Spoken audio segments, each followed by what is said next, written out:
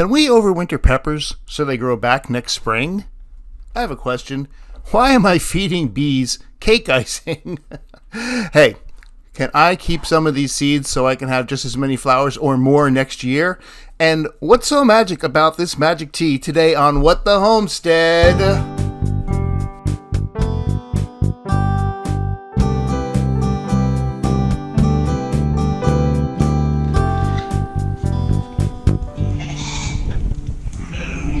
I gotta be honest, when I first started planting my peppers, I thought, I planted them too late, I'm not gonna get a good harvest. They were small, they were coming in, and then all of a sudden, they just like, boom, they were all over the place. All these little ones here grew up. Now, you know what I found is that when you grow vegetables at home, they're much smaller than they are at the store, even when they're full grown. That's just my experience. Like, these are my peppers here, and they look pretty good to me as far as peppers go, but if you got them in the store, they'd be twice as big. I think that's because they do something to those peppers in the store, and this is just the way it worked. Maybe I'm wrong. Maybe you get big peppers. Let me know. But anyway, I got a nice harvest. I couldn't believe it. And then I was like, I've got all these peppers, and I would love to have these peppers. Now, like I said, I planted them. I felt like I planted them late, so I would have gotten a lot more maybe if I had planted them earlier. But I did take these peppers upstairs. I tell you what, I put them in the jar at first, but then we decided to freeze them because we had so many. I had another round after this, so got them in the jars here. I was thinking, like, we're gonna make some pepper dishes this week. You better make some stuffed peppers, something like that.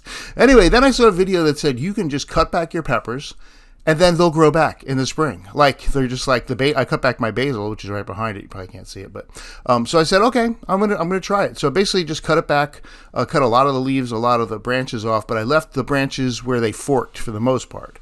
Not that one, but so the idea is, like, at the fork they will resprout up again in the spring, and come back and produce more peppers, as opposed to having to like start peppers all over again from seeds, which I guess I could have done. Or maybe you go to the store and buy peppers, like plants that are already started. I did these from seeds, probably why I did them so late. But I mean, I took out this whole area of the garden, and actually found a couple extra peppers when I was done, and it was just leveled, right? But there was all these little stalks. Kind of hard to see probably in the video, but if you look close where I'm pecking right there, you can see there's just stalks with a couple of V shapes. So hoping that's going to work.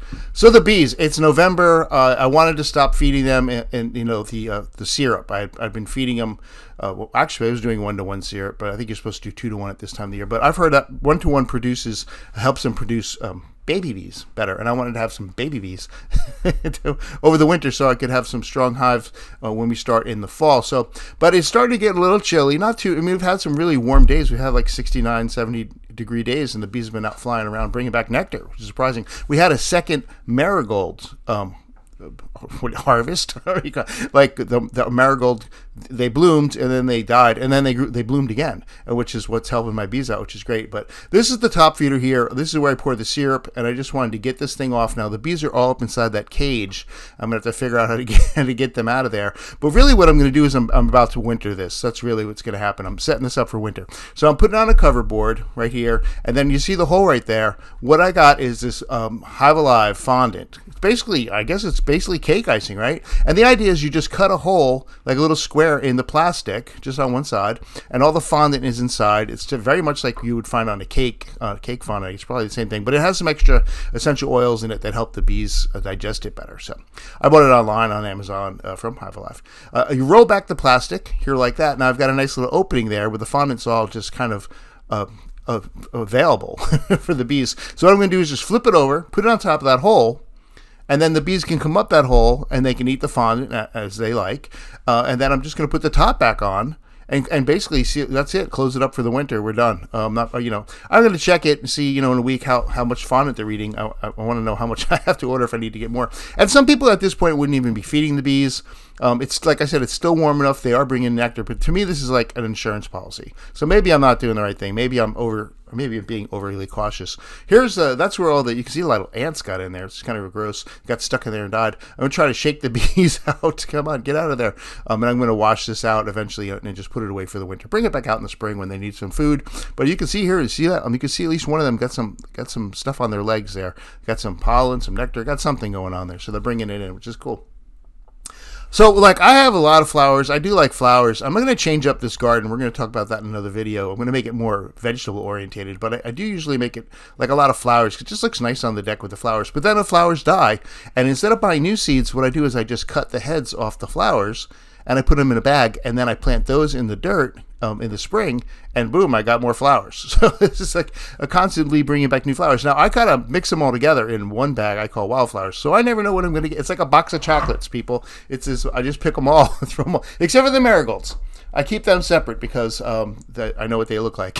So what I do is you wait for the heads to dry up a little bit and you just pop them off. And I just come right off, right, just like that. And then you can see there's actually those little pockets have a bunch of little, they're kind of straight looking, almost like rice looking, if you would, a little thinner, seeds in there. And I'm just going to put them in a separate bag called marigolds. And I've heard marigolds are really good to put in the garden, so I'm going to try, like the vegetable garden, to kind of intersperse it. Is that a good word? So that, some vegetables, some marigolds, supposed to help with keeping away pests and stuff like that. And I'm supposed to be good for it. So I'm going to put them in the bag. And I know these marigolds will grow back from this is a little seeds. Look how little they are. I know they're going to grow back because I started those flowers from seeds. All right, what's up next? We're going to make some tea. This is the magic tea. I don't know. So my wife said it was magic tea because one of the people she works with says it's magic tea, and it's supposed to be good for, I don't know, your liver, anti-inflammatory.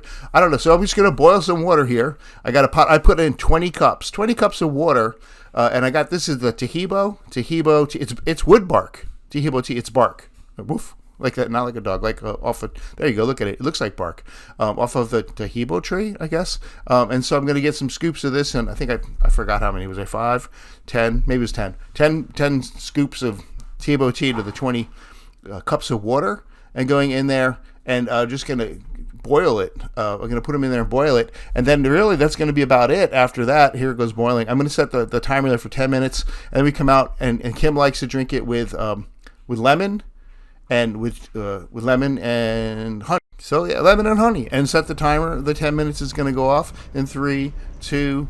Okay, bing-a-ling-a-ling. Let's get that off. Take it off the.